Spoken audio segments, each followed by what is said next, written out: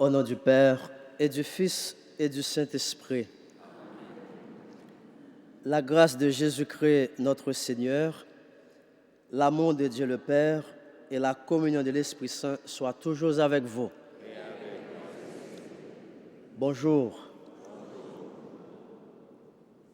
En cette 6e journée de la neuvaine festival de l'Assomption de la Vierge Marie, c'est dans la joie et la confiance que nous sommes rassemblés pour rendre grâce à Dieu. Les situations d'épreuve qui ont jalonné nos vies ne nous laissent pas sans inquiétude. Il n'est pas toujours facile de garder courage. Le Seigneur le sait. C'est pourquoi, sous le regard de la Vierge Marie, le Seigneur nous invite à la confiance capable de transformer nos vies. Au début de notre démarche, implorons sa miséricorde. Seigneur, source de toute grâce, prends pitié de nous. Seigneur, libérateur des hommes et des femmes de ce monde, prends pitié de nous. Seigneur, raison de notre confiance, prends pitié de nous. Que le Dieu de la confiance nous fasse miséricorde, qu'il nous pardonne nos péchés et nous conduise à la vie éternelle. Prions le Seigneur.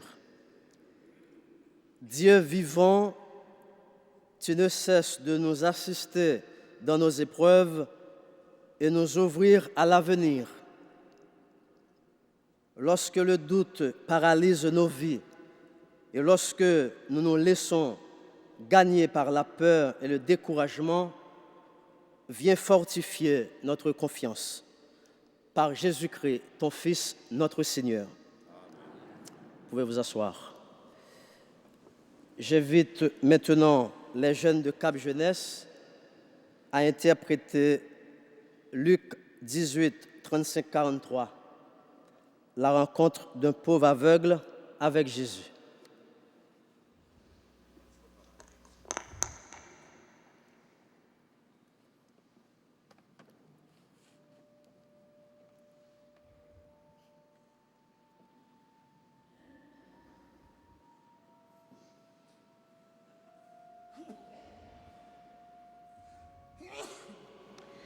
Comme Jésus approchait de Jéricho, un aveugle se plaça au bord du chemin pour mendier. En entendant le bruit de la foule en marche, il s'interrogea sur ce qui se passait. Que se passe-t-il? C'est Jésus, le Nazaréen, qui passe. Jésus, fils de David, aie pitié de moi. Ceux qui étaient en tête lui ordonnaient de se taire. Arrête de crier, ça en vaut pas la peine. Mais il continuait de crier de plus belle tout en les ignorant. Fils de David, aie pitié de moi. Apportez-le-moi.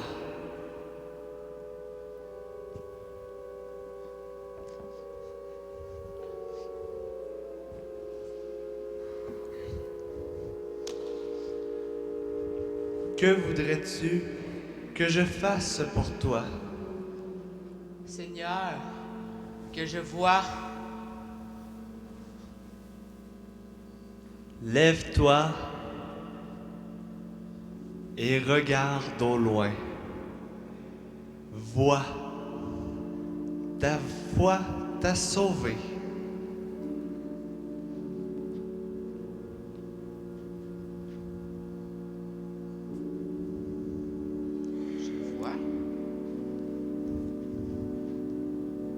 Je vois. À l'instant même, il retrouva la vue et suivit Jésus en glorifiant Dieu. Tout le peuple qui assistait à ce miracle se mit également à louer Dieu.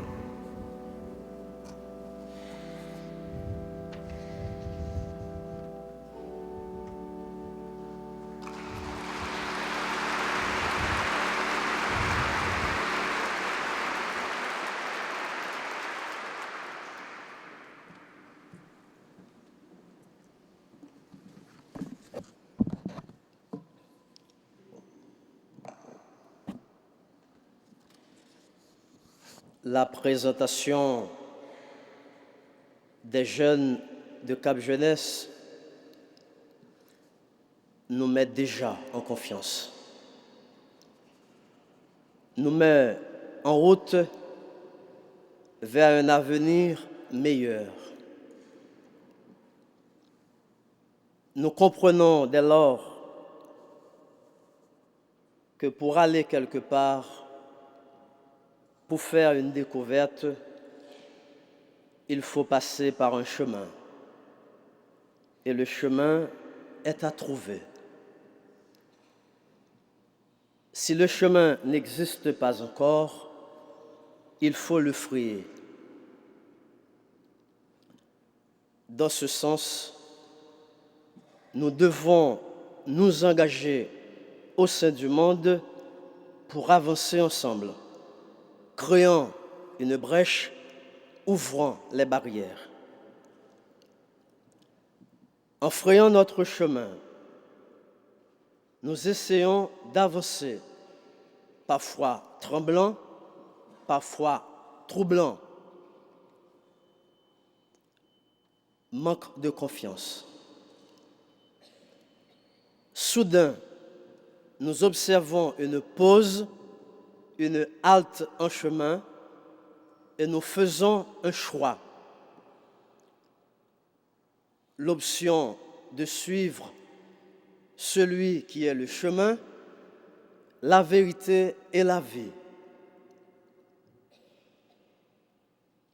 Celui que nous suivons nous pose une question personnelle.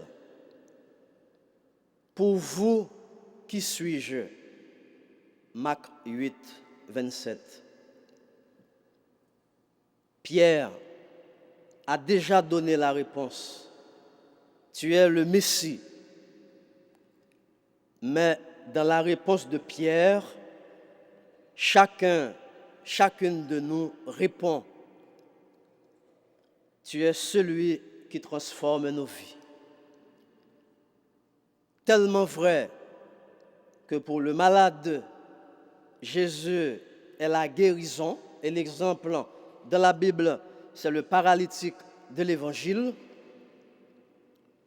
Pour le prisonnier, Jésus est la libération, et l'exemple, ce sont les apôtres jetés en prison, libérés miraculeusement. Pour l'affamé, Jésus est le pain, il a nourri la foule au désert. Pour l'opprimé, Jésus est la justice, la femme adultère pardonnée et restituée. Pour le rejeté, Jésus est l'accueil, les lépreux pardonnés et guéris. Pour les éprouvés, Jésus est la consolation. Venez à moi, vous les affligés. Ces exemples que nous venons de partager avec vous sont une invitation à faire confiance quand l'avenir semble bloqué devant nous. Fils de David, aie pitié de moi, crie l'aveugle, Luc 18. Donnez-leur vous-même à manger, Jean 6.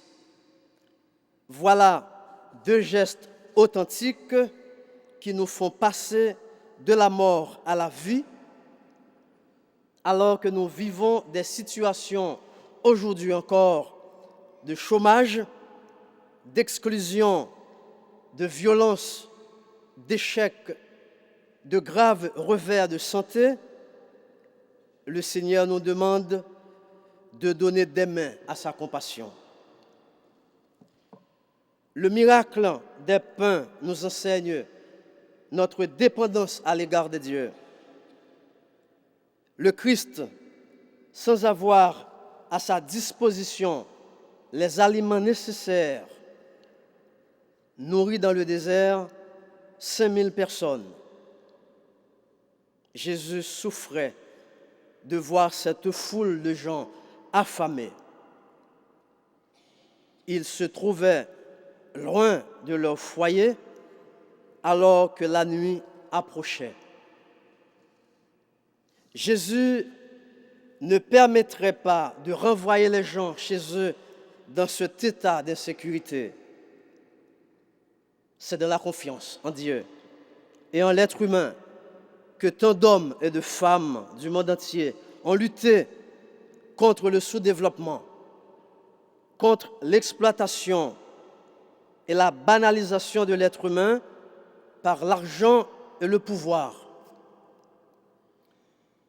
C'est dans la confiance en un avenir meilleur que des hommes et des femmes, au-delà des frontières, ont constitué des cellules d'animation, des groupes de recherche, des communautés de services dans les grands bidonvilles de certains pays, dont Haïti. Nous pouvons en citer quelques-uns. Je cite Monseigneur Oscar Romero du Salvador. Je cite le pape François. Je cite l'abbé Pierre de France. Je cite Jean Vanier du Canada avec l'Arche.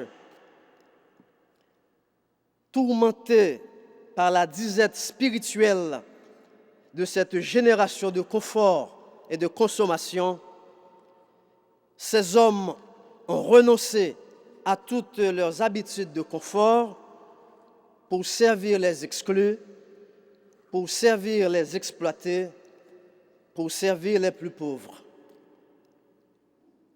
À partir de ce moment, nous devons, à notre tour, relire les événements actuels à la lumière des options faites par Jésus. Jésus nous donne un souffle d'homme nouveau et nous apprend que le monde peut être différent. Laissons son souffle s'emparer de nous. Avançons en terrain inconnu. Ayons le goût du risque et de l'aventure, car rien n'est impossible à Dieu. Puisque rien n'est impossible à Dieu, le Christ nous exhorte par la voix de son prophète Isaïe en nous disant « Partage ton pain avec l'affamé, rassasie l'âme défaillante, revêt ceux qui sont nus, recueille dans ta maison le malheureux sans asile. » Néanmoins, il arrive souvent qu'en voyant l'immensité des besoins et la pauvreté des moyens disponibles, notre courage fléchit et notre foi nous abandonne. Comme André, l'apôtre, en présence des 5 pains d'orge et des 2 petits poissons, nous demandons, qu'est-ce que cela pour tant de personnes affamées? Mais Jésus nous commande, donnez-leur vous-même à manger. Son ordre équivaut à une promesse. La promesse qu'un autre monde est possible. Cet autre monde est possible si la solidarité devient réalité dans nos sociétés, si la justice devient la loi. alors la vie pourra renaître, les hommes et les femmes pourront enfin respirer et l'avenir nous sourira.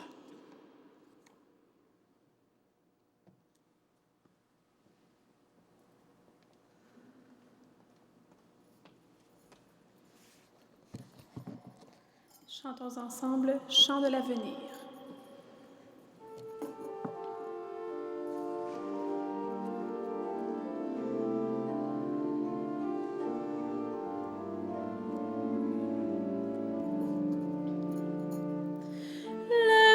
L'avenir dans nos corps sans racines, c'est un arbre où fleurit tout l'humain. Ses rameaux sont présence divine, création continue son chemin. Ils sont des millions à crier je veux vivre, des millions à lutter pour le pain. Chacun porte en soi un soleil qui délivre, l'avenir veut naître par nos mains.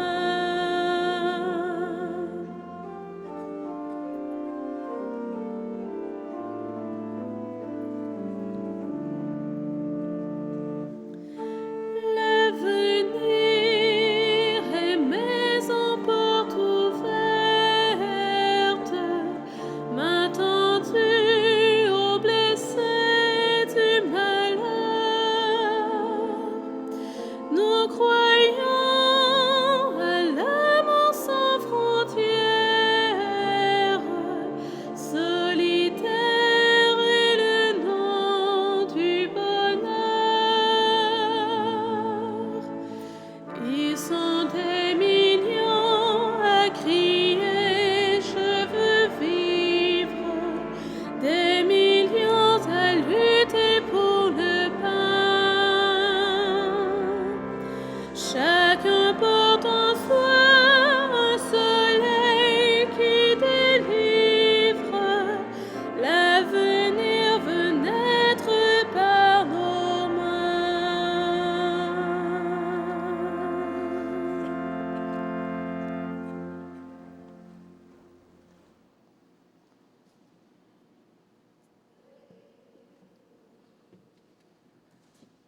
Nous venons de chanter l'avenir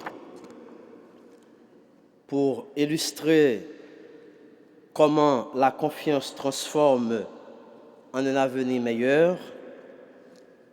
J'aimerais, dans cette deuxième partie de la prédication, vous raconter ce qui se vit actuellement dans les relations entre Haïti et la République dominicaine. Les Haïtiens sont 600 000 environ qui vivent dans des enclaves en République dominicaine comme esclaves. Dans ces enclaves où ils travaillent, il manque de tout pour vivre. Pas d'eau, pas d'électricité, pas de latrine, pas de dispensaire, pas d'école. Un état de total dénuement. Il y a là une violation flagrante des droits de la personne. J'ai vécu jusqu'à 2011 plusieurs mois avec ces travailleurs haïtiens sur une période de 10 ans. Nos frères et sœurs sont l'objet de mépris. Le mépris de l'être humain est l'esclavage le plus infâme qui soit. Ces travailleurs haïtiens sont astreints à être esclaves des structures sociales et économiques qui les oppriment et les réduisent à l'état de bêtes je dirais des bêtes à visage d'homme, plus proches de la bête que de l'humain. J'ai rencontré dans mes périples en République dominicaine, à la frontière entre Haïti et République dominicaine, à Ouanamètre et à Dahabon, plusieurs groupes de mes compatriotes en République dominicaine. J'ai eu plusieurs rencontres avec eux. Ils m'ont raconté comment ils sont des exclus et des méprisés. Je les ai accompagnés, je les ai encouragés au risque de ma vie. J'ai vécu aux côtés de ces pauvres femmes sans nourriture, ni eau, ni électricité, sans assistance aucune dans leur chaumière. J'ai lutté dans la solidarité avec ces travailleurs, renvoyés des plantations sans rémunération et sans aucun droit, des jeunes et des adultes persécutés et pourchassés à cause de leurs convictions, des familles dont la misère dépasse toute imagination et qui subissent l'injure de leurs propres dirigeants. Ces hommes et ces femmes courent après le bonheur pour échapper au malheur, mais c'est le malheur qui les empoigne. Nos frères et sœurs vivent un terrible désarroi. Ils sont capturés dans les champs après un travail non rémunéré, puis expulsés brutalement vers Haïti. Ce désarroi est d'autant plus douloureux que ces Haïtiens sont même à croire qu'ils ne sont plus des êtres humains à l'égal de ceux qui les exploitent. C'est là une situation de misère qui atteint à la fois l'esprit et le mental. De cette situation de désespoir naît une situation de transformation par la confiance. Heureusement, comme je vous ai dit, durant 10 ans, j'ai accompagné ces hommes et ces femmes proches de la bête. Face à cette situation de déshumanisation de l'Haïtien en territoire dominicain, les jésuites ont créé une œuvre humanitaire et sociale dans ma ville natale, Ouanamètre, ville frontière entre Haïti et République dominicaine, dans le nord d'Haïti. Cette œuvre s'appelle Solidarité frontalière. Elle fait partie d'une organisation internationale d'apostolat social créée en 1980 dans le contexte de violence et de répression en Afrique et en Amérique latine. Elle est présente dans plusieurs pays. Et l'objet, c'est l'accueil, l'accompagnement, l'association, l'éducation, la prise de position, la défense des droits fondamentaux, la promotion de la justice et de la foi. Depuis la création de l'œuvre et durant ces 10 années d'existence, elle a fait preuve d'audace et de confiance pour répondre aux multiples besoins des hommes et des femmes écartelés par la misère. Ces groupes d'Haïtiens, avant l'accueil, s'étaient résignés au fatalisme, pensant qu'ils n'avaient aucun contrôle de leur situation. Ils étaient résignés. Ils disaient, je n'y peux rien pour changer ma situation. Le sort m'est jeté. Les membres de cette organisation Solidarité frontalière ont constaté cette misère et ont entrepris un long cheminement avec ces hommes et ces femmes cassés, brisés.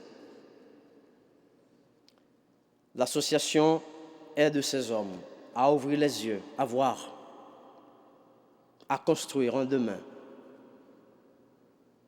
Et le travail de solidarité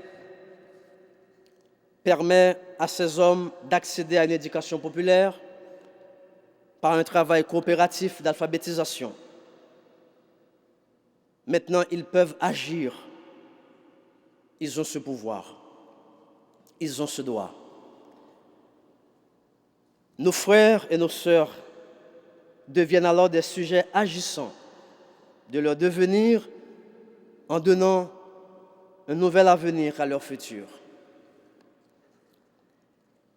L'œuvre permet à des hommes et des femmes qui étaient à terre, qui étaient brisés, à pouvoir à leurs besoins, à assurer leur bien-être. Ils ont prononcé une parole: Dieu est bon, il ne saura jamais nous abandonner.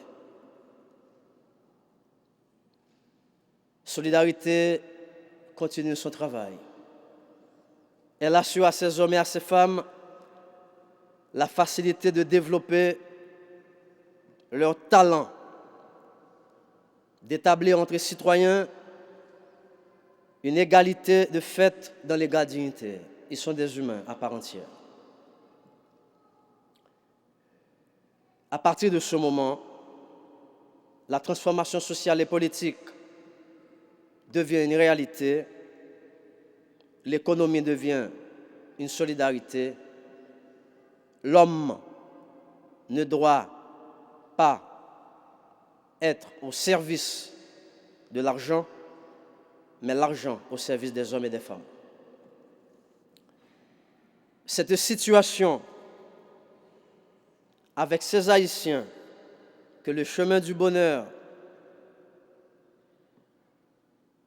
a permis à voir clair, nous déduisons deux choses. Première chose, le chemin du bonheur est une terre aride, mais dans la confiance et la persévérance, nous arrivons à y semer des graines d'où sortiront des fleurs et des fruits. Je reprends. Le chemin du bonheur est une terre aride, mais dans la confiance et la persévérance, nous arrivons à y semer des graines d'où sortiront des fleurs et des fruits. Deuxièmement, nous savons aussi, et là je cite un philosophe latin, il s'appelle Sénèque, que pour goûter la joie du bonheur, il faut parfois souffrir et même pleurer, sans jamais désespérer. Pour goûter la joie du bonheur, il faut parfois souffrir, même pleurer, sans jamais désespérer.